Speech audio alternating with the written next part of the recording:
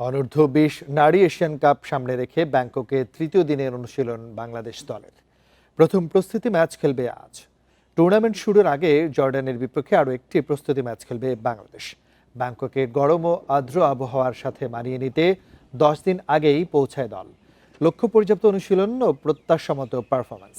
Tournament শুরুর আগে position অনুযায়ী খেলোয়াড়দের দক্ষতা বাড়ানোর কাজ করছে টিম ম্যানেজমেন্ট।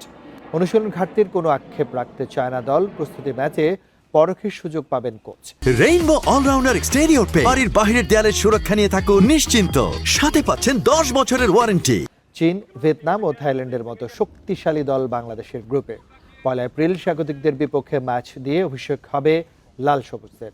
লক্ষ্য সেরা 8-এ খেলার।